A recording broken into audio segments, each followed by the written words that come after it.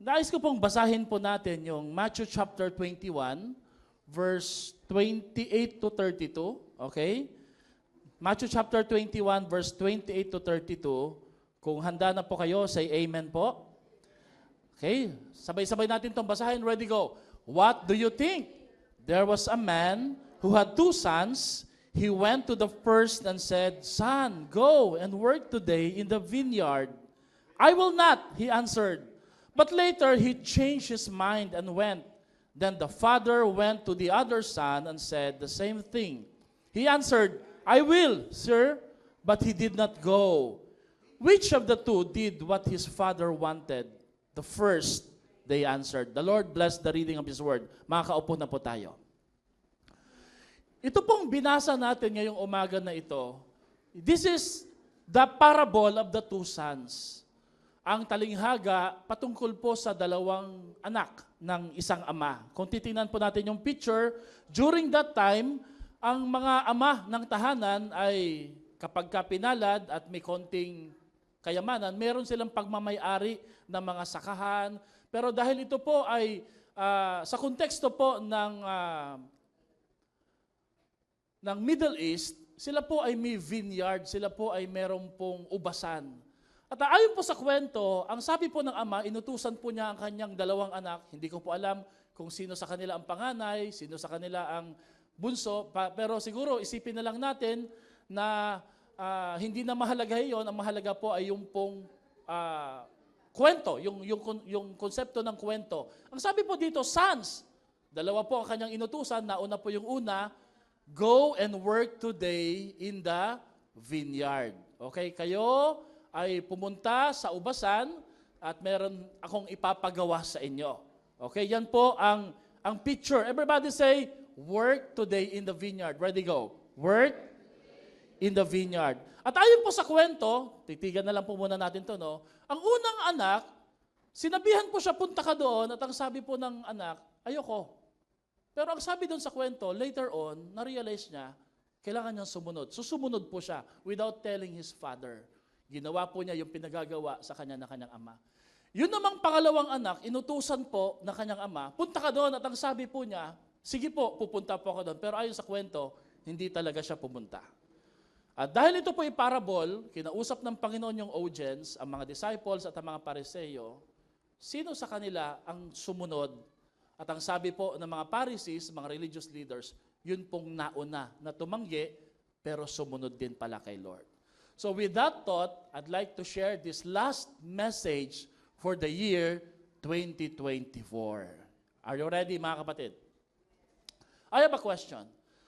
How do we prepare for the new year coming? Paano po bang paghahanda? Siguro yung iba ho sa atin, may pinaghahandaan na. O siguro po, ang isang magandang tanong, how do we welcome the year 2025? With a new mindset, fitness, nagpa-medical po ako kahapon, andun si Jelly, no? Thank you sis Jelly, no? Inaanak namin, and then pinabasa ko kay Doc LJ. Alam nyo kami mga pastor, nagpapa-medical kami pero di kami pumupuntang doktor. May mga kaibigan kami doktor na Christian din, si Doc LJ from ACE, sabi niya, Pastor, negative, wala ho kayong UTI, kayang-kaya ng tubig.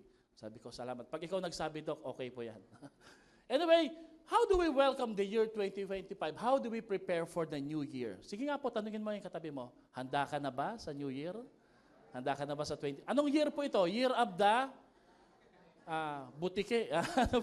Sabi nila, okay, maraming mga pamahiin, di ba? Maraming paghanda. Malalaman mo kung ano po yung mga nakalagay, kumakaway-kaway na, may palakang, may dila. Nandito pala si nanay. Alam po, nanay, nandito po pala kayo, nanay Nazarena. Okay. Siguro po, iwanan muna natin tong tanong na to, ha? Huwag muna kayo ma-excited. Meron pa tayong ilang araw. Nahirapan mag-compute. Ha? Okay? Si Ma'am Dayan, ilang araw na lang Ma'am Dayan bago po mag-assignment ulit. Ha? 2? 3 days na lang. Okay. Siguro po magandang tanong muna bago dyan is, how do we end this year right? How do we say goodbye to the year 2024? Sabi po, bye-bye. I hope ganun lang kadali sana, no? Dahil wala tayong karapatan na i-welcome ang taong 2025 kung hindi tayo na maalam ng tapat at maayos sa year 2024. Because gaano man kabago ang taong 2025, kung ang dadalhin lang din natin ay yung kagaya lang din natin, na marami pong mga pagkakamali, I'm not saying na tayo po ay self-righteous, no. Kung ito'y uulit-ulitin lang din natin, I tell you, walang magbabago sa taong 2025. New Year lang siya, pero ang tanong, New You ka ba? New You po ba tayo? Now, let's look at this picture now. The month January came from the Greek mythology, Roman mythology, Janus. Janus, although hindi ho ito totoo, ito po ay alamat lamang, ayon sa paniniwala po ng Greek mythology, siya po ay isang Diyos-Diyosa na may dalawang mukha. Ang unang mukha po niya ay nakatingin sa likuran, sa nakaraan. Ang kanyang pangalawang mukha naman po ay nakatingin sa hinaharap. In other words, doon ho kinuha yung konsepto ng buwan ng January na kung i-anticipate mo, i-welcome mo ang bagong taon, kailangan katutunan mo rin at hindi na ulitin ang mga mali at hindi dapat dalhin sa nagdaang taon.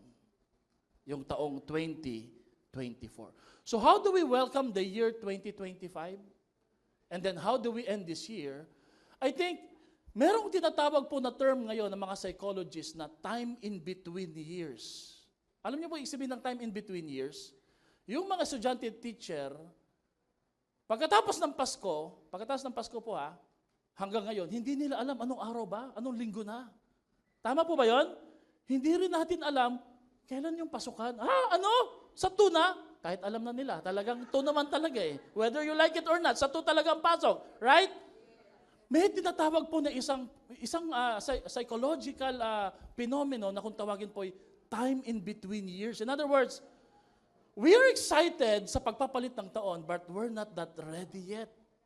Hindi tayo handa, kaya we are confused. Ano po ba, Pastor, talaga nangyayari? Hindi ko pa matanggap na may nakaabang na ng mga requirements sa akin. Naku po, di ba? That's why we need closure. Sino ho dito kailangan ng closure? Sa mga ex niya. I'm not talking yung ex mo sa nakaraan. I'm talking sa ex mo na lagi mong sinasamahan this year. Mga pagkakataon, panahon. The word closure means the act or process of closing something. Whether it's situation, time, experiences. In order to end and to feel a sense of peace, understanding, and release, there must be an end or a closing down of something. Mahirap po kasi na mapupuno po tayo sa taong 2025 ng regret. Alam niyo po, ang taong 2025, ang hamon ho dito ay, will it be a repetition lang sa nagdaan? And then mapupuno po tayo ng regret. You know what? Ang maganda ho dito, renewal.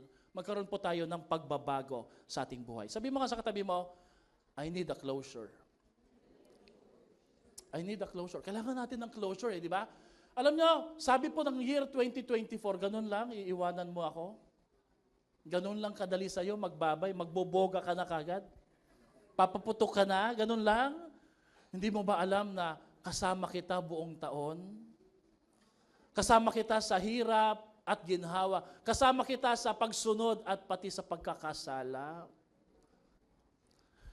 There is an emotional closure.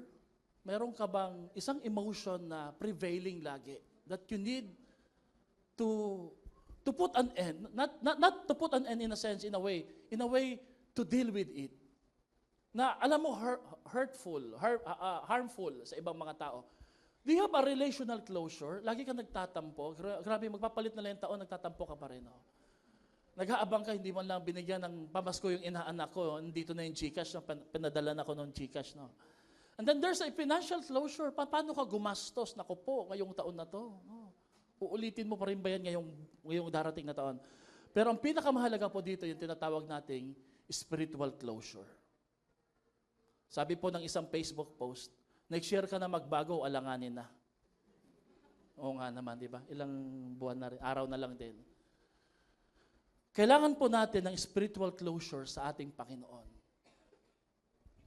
Ito ho yung mga tinatawag ko po na unresolved issues, unsettled terms, unfulfilled agendas, mga pangarap po na hinintuan mo na. And then nagka-develop tayo ng konting tampo kay Lord, di naman talaga binibigay ni Lord yan eh. Or probably, it's a matter about obedience kay Lord, unfinished business. Alam mong, dapat tapos. Sino ho dito, pininturahan mo yung kwarto mo, awan ng Diyos, kalahati lang di natapos. Mga unfinished business, naglaba ka pero binasa mo lang pero binabad mo lang din. Hindi tinapos. May mga pinapagawa ang Panginoon sa buhay natin na kailangan nating tapusin. Amen? Nakakasabay po ba tayo? So ang pamagat ng ating pag-uusapan ngayong umaga na to, how do we finish strong bago magtapos yung year na to? Sino ho dito ngayong umaga na to? It's your prayer na matapos po ang taon na to na may closure at matapos mong maayos sa harapan ng ating Panginoon. Pray muna tayo. Let's close our eyes. Lord, we thank you for the year 2024. Sa lahat po ng grasya, habag, biyaya na pinaranas nyo sa aming buhay. Sa kabila po ng mga hamon, pinagdaanan namin, challenges, kung hindi po dahil sa iyo, Panginoon, hindi kami makakarating sa araw na ito. So we thank you, Lord. And then we commit our life to you, Panginoon. Sa darating na taong 2025, same God na nagmahal sa amin, same God na nagliligtas, nagpapatawad sa amin, ay parehong Diyos ang aming mamahalin, susundin at dadakilain. Help us, O Lord, to become wise sa pamumuhay po. At gabayan niyo po kami at patnubayan. Give us wisdom. In Jesus' name we pray, and all the people of God say, Amen. How to finish strong. Ang sabi ng ama sa unang anak, Son, go and work today in the vineyard. Kung mapapansin niyo po, very loving, very affectionate, very instructional ang address ng tatay sa kanyang unang anak. Hindi ho niya inutusan ng may pa-demand, hindi ho niya inutusan na parang minamanipulan niya. Loving po. At alam natin, ang tatay dito nare-represent sa ating Panginoon at ang anak ko dito ay nagre-represent sa atin na mga anak ng ating Diyos. Ang sagot po ng unang anak na to ay, I will not. Grabe no, kahit pala gaano kamahal o kaganda ang pakiusap ng Diyos sa atin at pakikisama ng Diyos sa atin, pagtugon niya sa ating panalangin, pwede pala tayong tumugon na ayoko nga. Kasi yun po yung sagot niya eh. I will not, he answered. Very short, pero rude and disrespectful, very rebellious. At sa panahon po ng mga Hudyo, na mataas po ang paggalang sa mga tatay, kasi paternal community sila eh. Sila po ay pinangungunahan ng karamihan ng mga kalalakihan, patriarchal society. Hindi lang po kabastusan ang sagutin mo ang iyong ama at suwayin, kundi ito po ay disgrace sa buong community. Pero sa kabila ho nun, ang sagot pa rin po ng unang anak, ayoko po. Pero ang sabi ho doon, but afterward, he changed his mind and went. So suddenly, this person had a change of mind and a change of heart. Mga kapatid, pwede ho palang sa unay hindi tayo sumusunod, sa unay hindi natin pinakinggan ang utos ng ating Diyos, pero po pwede palang magbago po tayo. Amen? So, the father went to the other son and said the same thing. Same instruction, same affection, same relationship. So he was so gracious sa dalawang anak na to. At ang sagot po ng pangalawang anak ay, he answered, I will, sir. Sige po. But he did not go. He did not go. Same affection, same pakiusap, same conversation, same relationship, but different answer. Looks respectful, looks responsible, looks reliable, pero wala talaga siyang intention na gawin iyon. Siguro, ang iniisip po ng pangalawang anak na to ay, kilala naman ako ng tatay ko, gumagawa talaga ako, but this time hindi ko gagawin to. Hindi naman niya mahalata siguro. Or siguro, hindi talaga niya ginagawa, mukha lang talaga siyang mabait, dahil ang mas na-highlight, yung very obvious na rebellious ng unang anak na lagi nagsasabing, hindi ko po gagawin yan. Hindi ko po gagawin yan. Samantalang siya, yung lagi niyang bukang bibigay, gagawin ko po, pero hindi talaga niya ginagawa.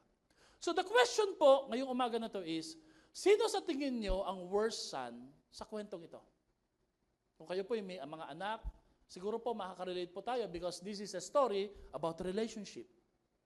Which son was worse? Marami pong nagsasabi at nagpipray that we want to finish the year with a bang. Can we look at the picture? No? But you know what? Po pwede rin pong mauwi ang ating year, 2024 na to, Not with a bang, what? With a boink. With a boink. In other words, sa pangit na kaparaanan.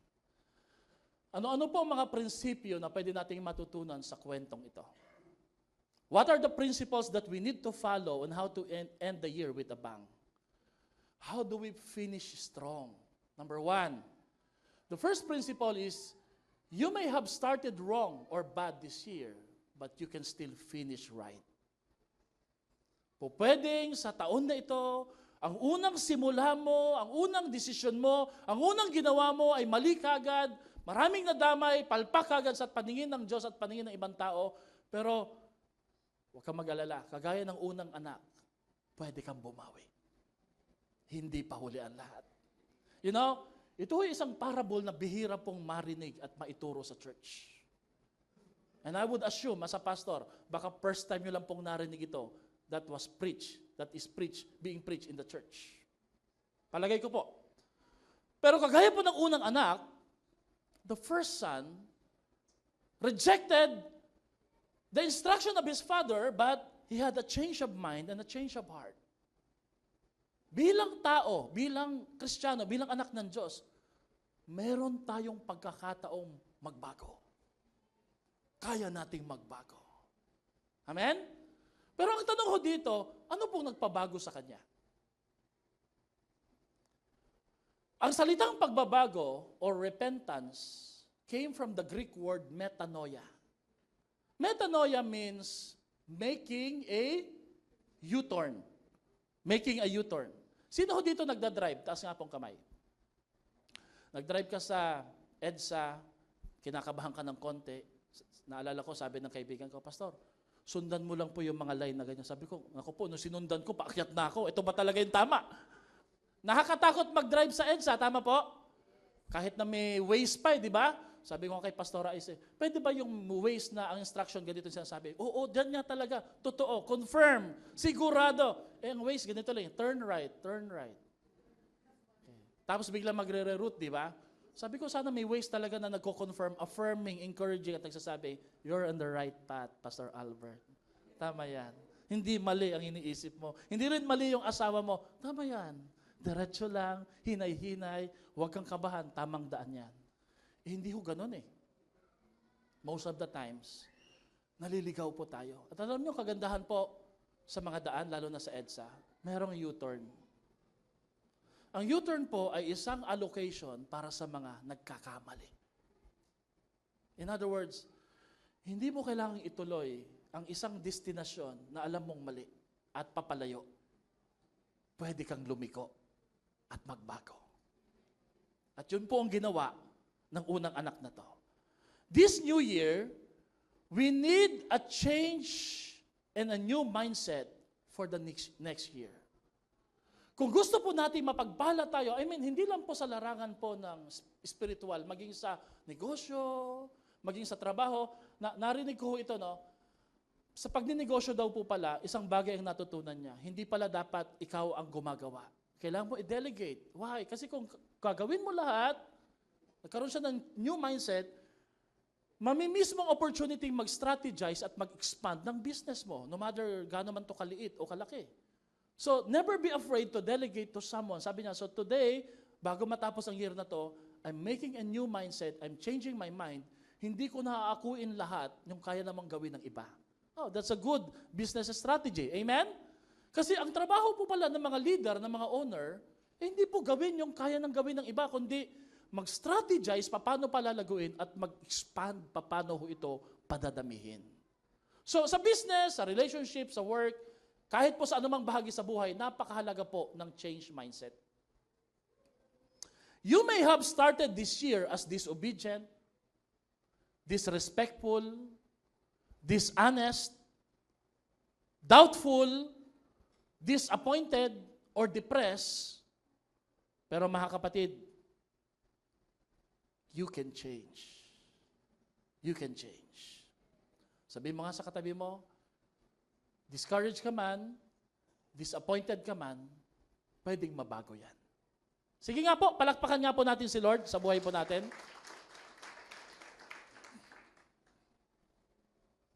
You may have failed Basahin nga po natin to. Sige, lakasan natin. You may have failed, but you are not. Totoo po ba yan? Alam nyo, isang bagay na natutunan ko bilang ama, na pag nagkakamaling ating mga anak, never call them a failure. Failure is just an event. It's never their identity. Right? Tayo man. Sino dito mga ama at ina, minsan naging pasaway din sa buhay? Pakitaas nga lang po yung kamay na mayroong pagmamayabang at proud. Di ba? Totoo po ba yun? Lahat tayo naging pasaway, di ba? You may have disrespected God and other people, but know this, you are not disrespectful. You are not disrespectful. Because hindi ko kayo minamind condition, ang sinasabi ko lang po, that's not who you are. So why live that way, di ba? Sunod, you may have depression, but you're not a depressed person. Dinadaanan mo lang ito, pero darating yung time, malalagpasan mo. You know, si Jethro po, wala sila ngayon, sila pastora, matindi po ang kanyang asthma, umaalon-alon po yun tiyan. Ang sabi po na kanyang pedya, ang prayer po namin sa kanya, pastor, mami, sabi niya, ay malagpasan ni Jethro ito. Kasi pag hindi niya nalagpasan ito, mahihirapan siya. So, andun po siya ngayon sa bahay, no? You may have disobeyed, but you're not a rebellious person. Yun po yung katangian ng unang anak. In other words, sa principle po is, sabay-sabay natin basahin, what you did and what you committed wrong in the past should not define who you really are. Kahit gaano tayo kapalpak, kasama na po ako. Kahit gaano tayo nagpasaway, kahit gaano natin deliberately disobey yung utos ng ating Diyos, hindi tayo dapat yon. Dahil hindi iyon ang pagkakakilanlan at pagkakalikha ng Diyos para sa atin. The first son had a bad start, but ended up with a strong finish. You and I this year can do the same. Hindi kailangan na tayo po'y mahuuwi na pasaway. Hindi kailangan na tayo po'y mahuuwi na nagkukulang, nanghihina sa harapan ng ating Panginoon. Kaya nating makabawi. Sino dito naniniwala, kaya mo makabawi sa ating Panginoon? Palakpakan nga po natin si Lord. But, when you refuse to make up and get up, you're a failure. You're not a failure when you lose, when you fail. You're a failure when you don't change your ways. Pag di natin binago, inuulit-ulit lang natin yung mali, failure po yun. Alam niyo po ba, our God is a God of second chances. Sino dito nagpapasalamat? Ang Diyos po natin ay Diyos ng panibagong pagkakataon. Pangalawa, pangatlo, pang-apat, panglima, hanggang sa walang hanggang pagkakataon sa ating buhay. And you know, si Lord po, He loves to give second chances. I've heard this from the Americans friend, no? Sabi nila, Pastor, you know, in US, when you help someone, it's up to 1 to 2nd time. But when you help him up to 3rd time, that's abuse. Kaya iba ang US sa Pilipino, di ba? Ang Pilipino, maraming pagkakataon. Sa kanila, 1st, 2nd, hanggang dun lang. Pero si Lord, wala pong bilang. Lagi po siyang mabuti at nagbibigay ng bagong pagkakataon sa ating mga buhay. Can we give God a big clap offering?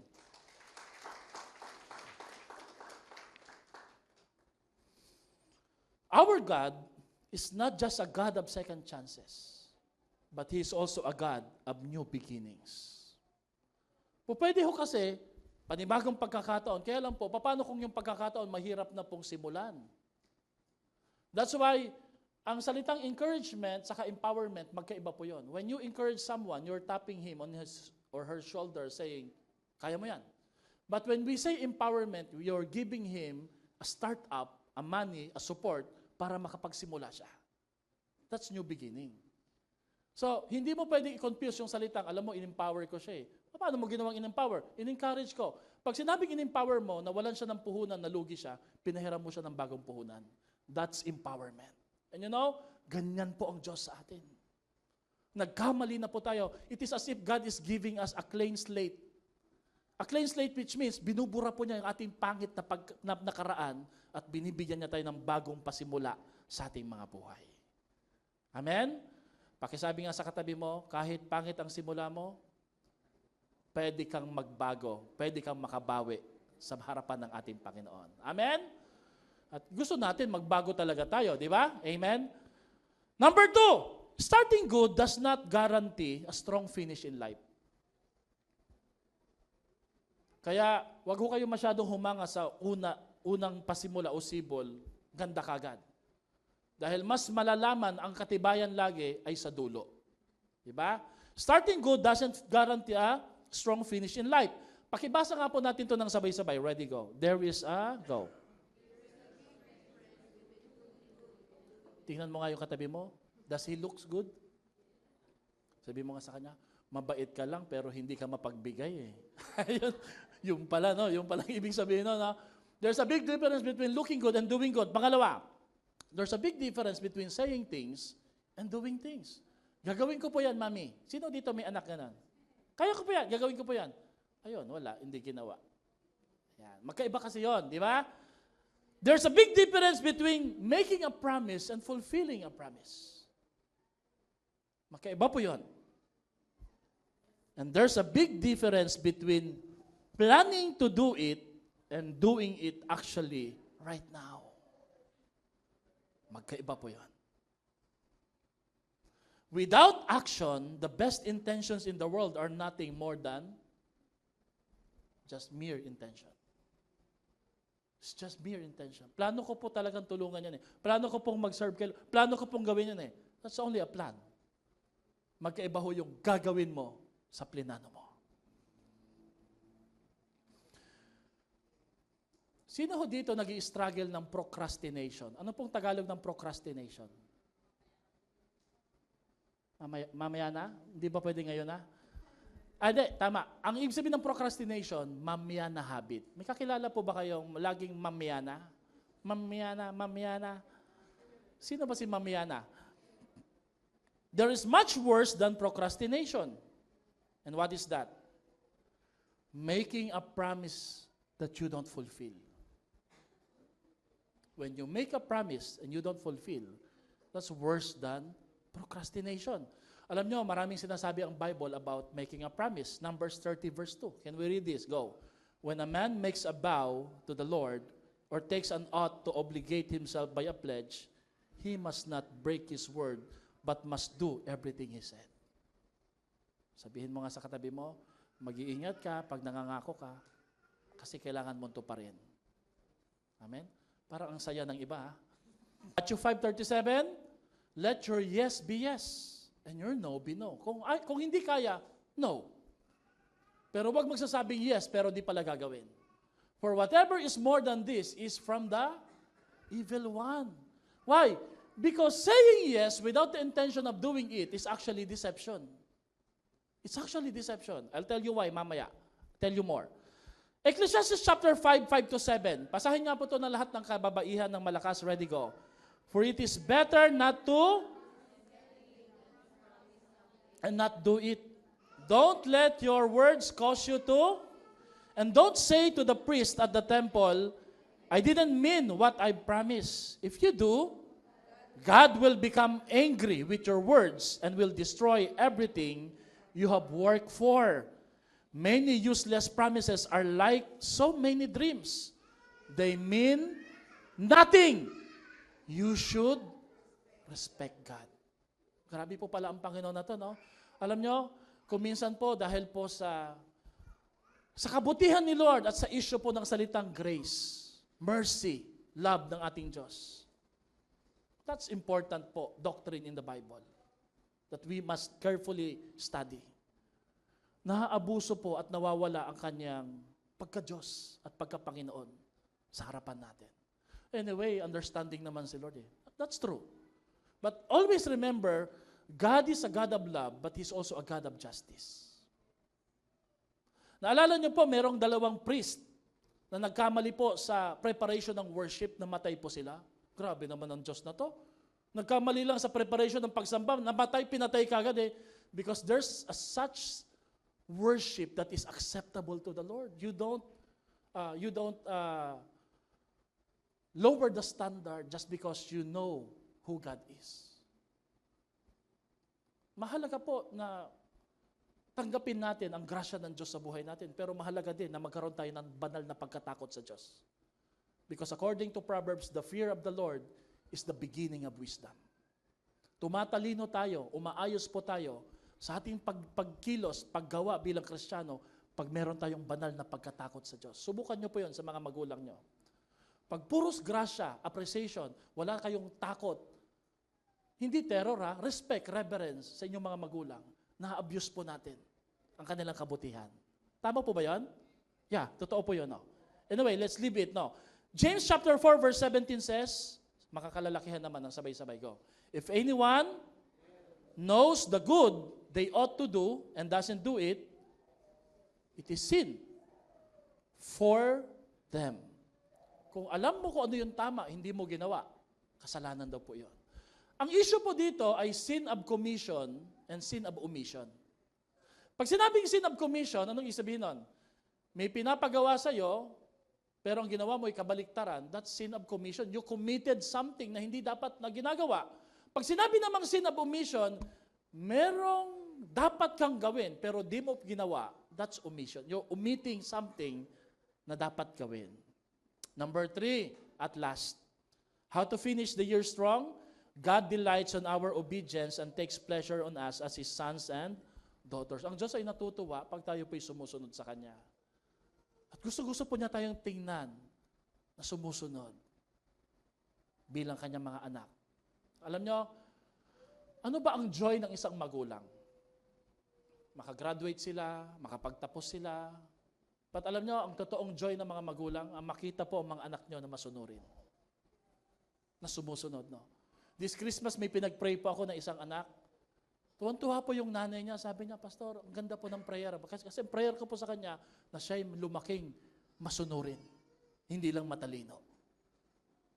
At ganun din po sa ating Panginoon. Gusto ng Diyos na tayo po'y sumusunod sa Kanya. Psalms 37 verse 4 says, take delight in the Lord and He will give you the desires of your heart. I have a question po, no? Ano po yung desire ng puso mo ngayon? Laptop, iPhone, vacation. Sino dito gusto magbakasyon sa El Nido, Palawan? Alam nyo, minsan no, ang hirap-hirap pong ipadama at iparinig ang desires ng puso mo sa iyong mga kamag-anak, kamahal sa buhay. No? Hindi nila mabasa eh. Naalala ko tuloy eh. Meron pong isang babae, mag-anniversary na sila. 25 years nilang anniversary. Sabi po ng babae, alam mo, nanaginip ako, binigyan mo raw ako ng diamond sa ating anniversary. Sa loob-loob niya, sabi niya, yun talaga yung desire ng puso ko. On the day of their anniversary, binigyan siya ng baraha na may diamond. Ang hirap po, no? Pag magpaparinig tayo, hindi nagigets. O hindi lang talaga. Pero alam niyo si Lord, lalagpasan pa po niya yung hinihiling mo. Kagaya nung sinabi ni Sis Arlene, lalagpasan pa po ng Diyos. Bakit? Itong Diyos natin ito'y mabuti. Tandaan mo, ang Diyos na to, siya yung lumikha sa puso mo. Siya ang dahilan ba't tumitibok-tibok ito. At alam din po niya paano pasasayahin ang damdamin mo, ang puso mo. The Lord can give the greatest desires of your heart if you obey and take delight in Him. If you obey and take delight in Him. Psalm 65 verse 1 and 11. Praise awaits you, our God, in Zion. To you, our vows will be fulfilled. You crown the year with your goodness, and the riches overflows wherever you are. Ang nagbibigay pagpapala sa pagpapalit ng bagong taon, walang iba kundi ang ating Diyos. When we fulfill our vows, the Lord is guaranteeing us that He can bless and He will crown greatness the years to come sa ating mga buhay. Ano pong ibig kong sabihin, mga kapatid, ngayong umaga na to? You and I may still have untied loose ends or unfinished business with God this year that we need to face and settle. When I was a young people, I was dealing with a sin as a young people. I honestly confess this, no? And I know in my heart that I'm not really giving honor to the Lord. Akala ko, pag tinumbasan at dinamihan ko ang paglilingkod ko sa church, gagawin ko to, akala ko, okay lang na gawin ko yung kasalanan na to. But na-realize ko, hindi nalulugod ang Diyos sa buhay ko dahil nagpapatuloy ako sa pagkakasala. And the moment I humbled myself, peace came inside my heart. Dahil alam niyo po, isang bagay na mahirap, yung may tinatakasan ka, may tinataguan ka, may pinipigilan ka, may nilalabanan ka. At kung meron mang isang bagay na hindi ka mananalo pagdating sa pagkikipaglaban, ay ang ating Diyos. Pinili ko pong maging mapayapa. I confess my sin as a young people and I surrendered it to the Lord. And the Lord was honored and glorified. Not in my sacrifices, but in my obedience. Anong sabi, Brother William ni Lord kay Samuel? Ay kay King Saul, through Samuel? Obedience is better than sacrifice. You can give a lot. You can portray to other people, just like the second son, that you're doing okay. Pero sa harapan ni Lord, sabi ni Lord, they are nothing. Because what I desire is sacrifice. Which means, mas matindi po ang sakripisyo kaysa sa pagsunod. Amen? Mas matindi ang sakripisyo. And I don't know about you, ano po bang pinapasakripisyo ni Lord sa buhay nyo na ayaw na niyang dalhin mo at kargahin mo ngayong taong 2025? Sabi ni Lord, isuko mo yan, anak. That's unsettled business. That's loose ends. Sa mga mafia, sa mga assassin, pag sinabing loose ends, papatayin ka. Hindi ka na bubuhayin. Bakit? You are considered as loose ends. Ikaw ay liability. Hindi na po pwede na magtuloy ka pa sa kanila. Sa mga gang member, and you know what? The Lord is giving us the chance this year to settle loose ends and unfinished business. Question, are we dodging obedience from God? You know the word dodging, no? Sino nakakaalam dito ng salitang dodge? Ayan, pinakita na ni Sis Christine. Umiiwas ka. That's dodging. Na-research ko po yung salitang dodge, no? Pag-iwas. Para ho, ganito yun, no? Ang pinakamagandang explanation po dito ng dodging, may utang tayo, iniiwasan mo yung naniningil. Sinabi mo dun sa naniningil, pakisabi, anak, wala ako dito. Anong sabi ng anak? Wala raw po siya dito, sabi ng nanay ko. The word dodge means ghosting. Sino dito, ginost ka na ng ex mo? Ng boyfriend mo? Ghosting. Ibig sabihin, intentional avoiding in a clever and skillful and dishonest ways. So when we are dodging obedience from God, it's not that we don't understand it. It's not that we don't know about it. It's just that we are deliberately disobeying the Lord. Alam mo nang mali, bawal, ginawa mo pa rin. And then you rationalize and you say, tama naman yan eh. Anyway, mag-church naman ako sa Sunday. May pakiusap ang Diyos sa atin sa Isaiah 1 verse 18. Come now, let us settle the matter, says the Lord. Though your sins are like scarlet, they shall be as white as snow. Though they are red as crimson, they shall like be wool. Alam niyo yung crimson, yung pong pagdadapit hapon na nag-create siya ng red na sunset. Sabi niya, kaya kong paputiin ang kasalanan at buhay ninyo kung lalapit kayo sa akin. Palakpakan po natin si Lord. The first son repented, the second son pretended. The first son exhibited humility, the second son displayed hypocrisy. Alam niyo po ba kung sinong audience ni Lord dito? Mga religious leaders na maraming alam sa Bible. Sila yung nag-question. Sabi niya, kaninang authority yung ginagamit mo, Jesus? Kasi ito ho yung triumphal entry niya, pagpasok, pinalakpakan niya. Sabi niya, sino ka? Para palakpakan, i-welcome dito. So, nagkwento siya ng parable ngayon. At alam na po natin, sino ang tinutukoy niya dito na second son. At kung sino po dito yung first son. So, the first son repented, the second son pretended. The first son exhibited humility, the second son displayed hypocrisy.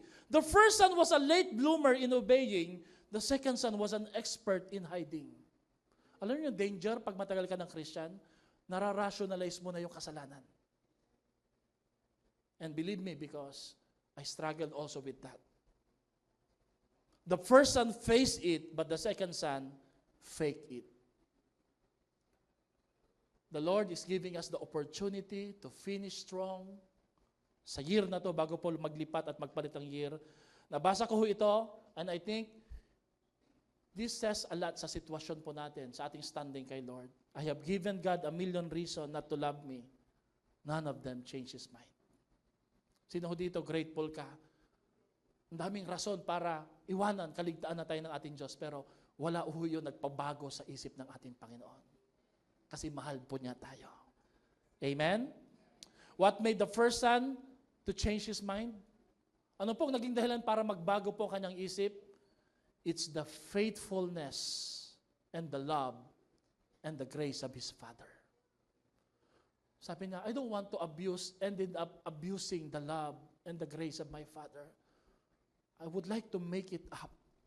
Alam niyo, say amen kung ikaw ho ito, saying, I've only come this far because of God's faithfulness. Can you say amen?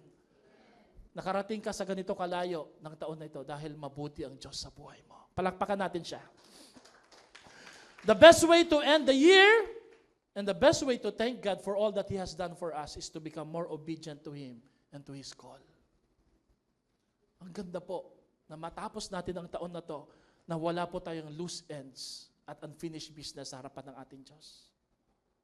Ang sabi po ng tatay, son, go and work today in the vineyard. This is a challenge for each and every one of us to work in God's vineyard, to win souls and make disciples, to honor God and serve Him, to give our best dahil ang tunay na anak may tatak ng kanyang ama.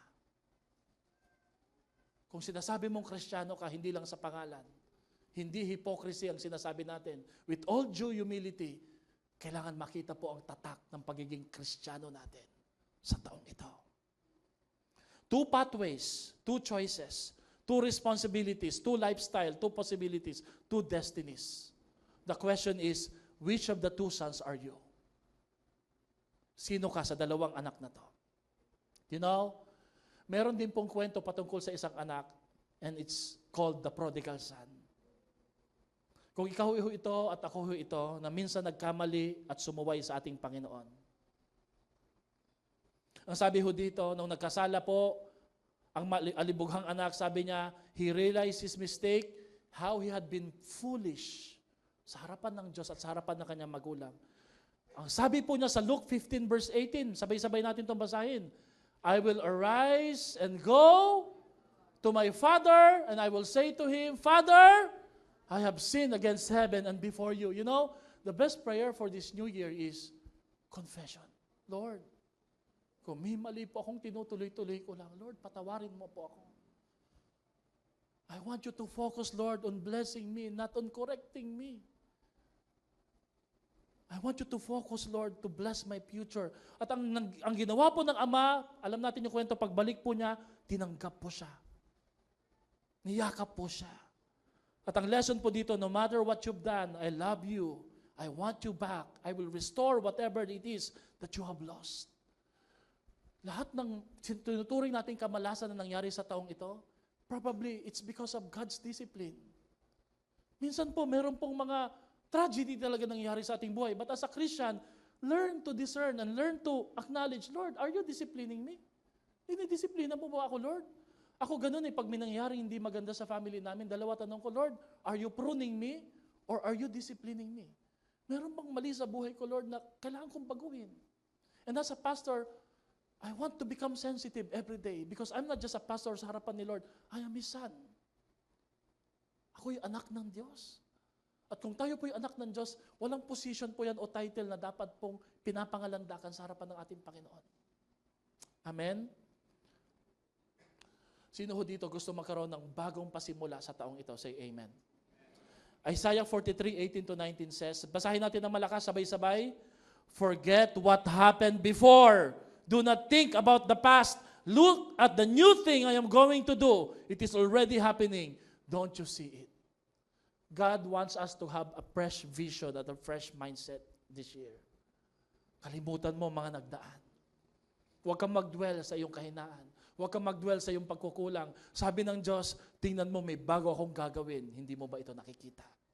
Sino dito grateful na ang taong 2025, maraming ipapakita ang Diyos na mga breakthrough, favor sa buhay mo, mga pintuang magbubukas at mga pintuang mali na isasara niya para hindi ka makapasok at hindi ka makaapak, mga kaaway na pipigilan niya. Bakit? Because the Lord is so good sa buhay mo. Say amen.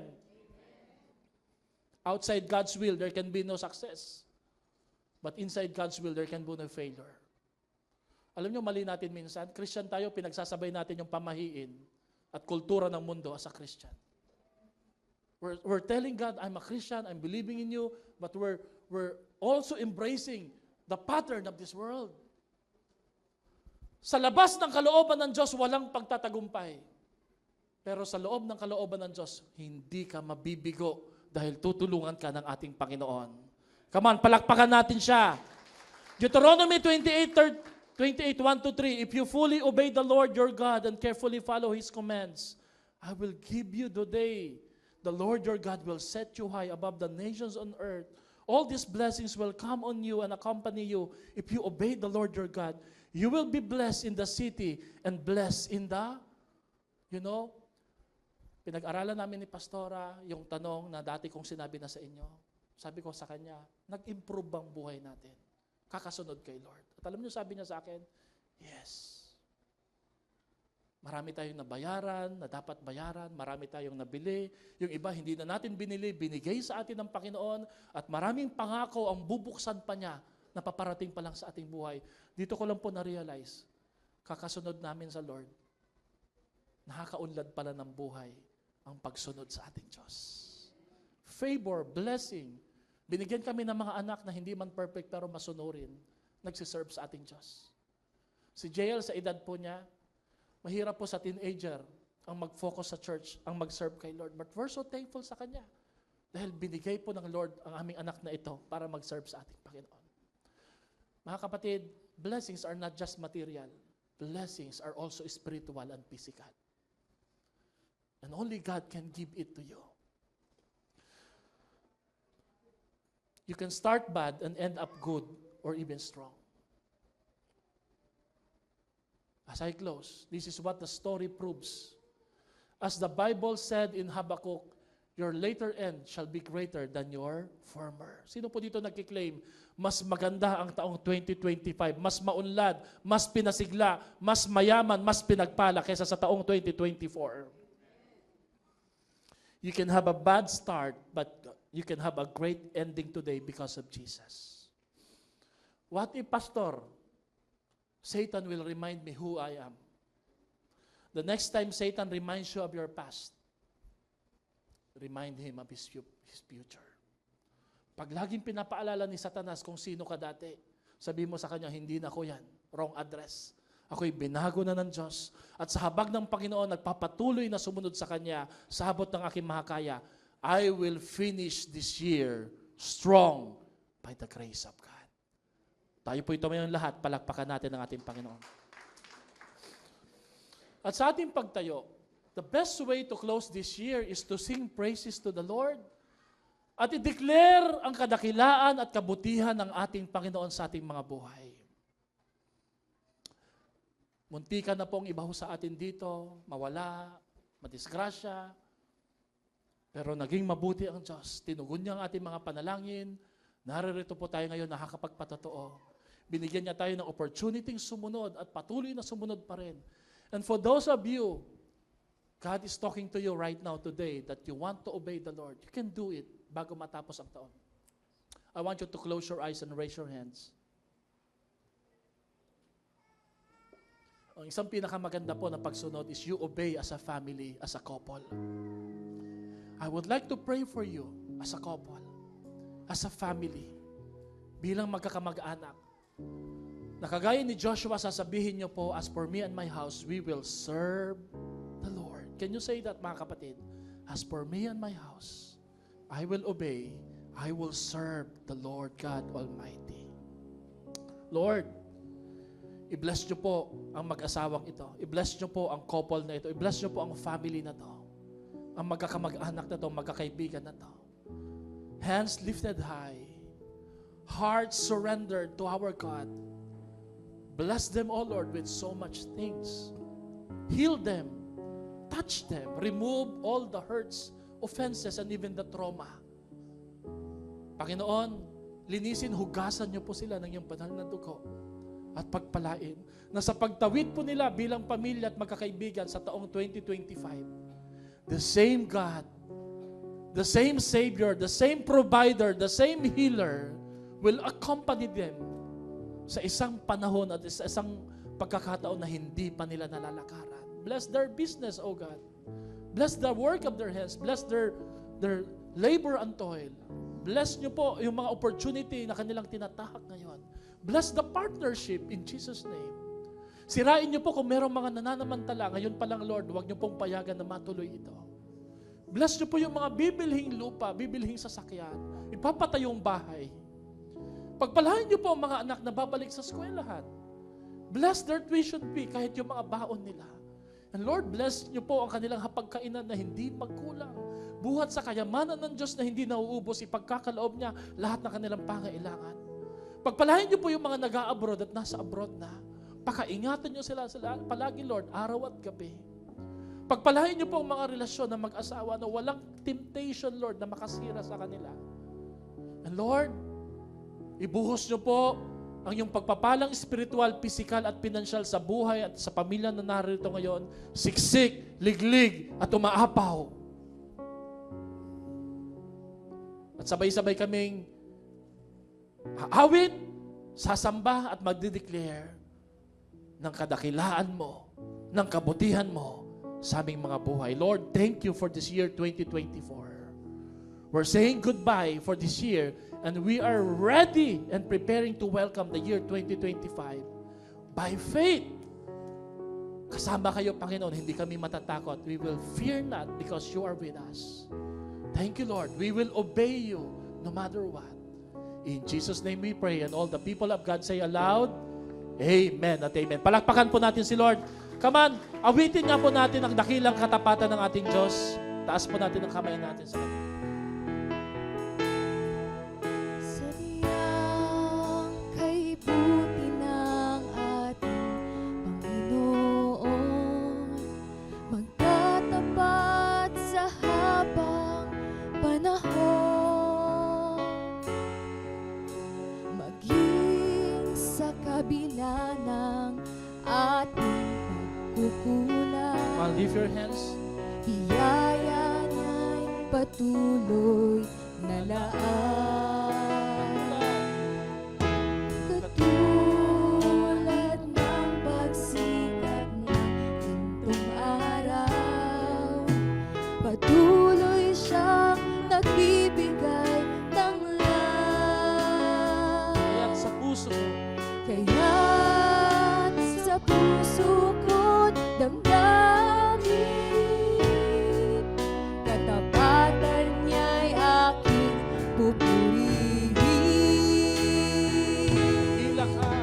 Dakila ka, O Diyos, tapat kang ang tunay, magmula pa sa ugat ng aming lahi. Mundo'y magunaw man, maaasahan kang lagi, maging hanggang wakas nitong buhay.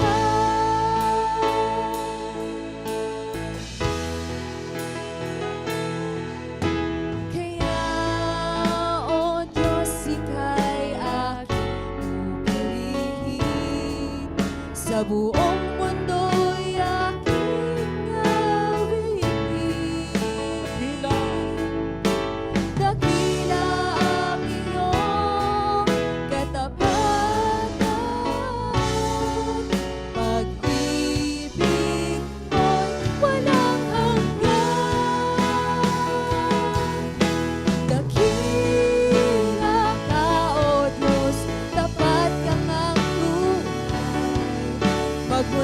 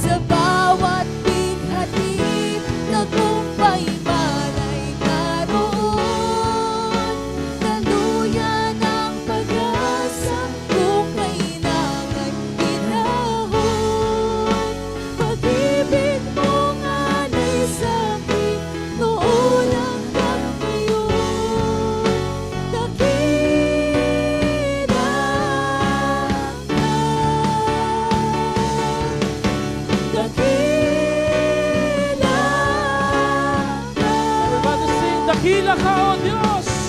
Dakila ka, O Diyos. Palakpakan natin si Lord sa ating mga buhay. Ito po yung huling worship natin. I want you to circle with your family, with your wife, husband siguro. Hawak-hawak po kayo ng kamay. And I want you to express your appreciation kay Lord at sa bawat isa. Sa maiksing kaparaanan lang po, sabihin mo, I thank you because we worship together. What are the things that you are thankful kay Lord as a couple, as a family ngayong umaga na to? Sige po. Kung merong closure, may mga conflicts that we need to face and resolve, we can do that ngayong umaga na to. Hawak-hawak kamay. Let's close our eyes. Pagpalain nawa kayo ng ating Panginoon. Subaybayan, gabayan, patnubayan kaya nawa kayo ni Yahweh. Ang pag-ibig, ang pagpapala at kapayapaan ng Diyos ay sumainyo nawa sa mga oras na ito. Naway, bigyan kayo ng lakas na tawirin ang bagong taon na puno ng tapang at pananampalataya, hindi pagkatakot at kabalisahan. Ano mang hahawakan ng iyong mga kamay ay magtatagumpay. Ano mang gagawin ng iyong katawan ay pagpapalain ng ating Diyos. Ano mang sisimulan nyo sa taong 2025 na ayon sa dakilang kalooban ng ating Panginoon ay tiyak na palalaguin ng ating buhay na Diyos. Ang biyaya, habag at grasya ng ating Panginoon sumainyo nawa sa inyong pamilya, sa inyong trabaho, sa inyong negosyo. Sa mga kapatid natin naririto on-site at maging yung mga nanonood sa online. Abutin nawa kayo ng pagmamahal at pag-ibig ni Yahweh. Sa Diyos na makagagawa, lampas pa sa kaya nating isipin at hilingin. Sa pamamagitan ng kapangyarihang naghahari sa atin, sumakanya ang kapurihan ngayon at magpakailanman. Sa pangalan ng Ama, Anak, at ng Espiritu Santo, lahat ay magsabi ng Amen at Amen. Palakpakan natin si Lord.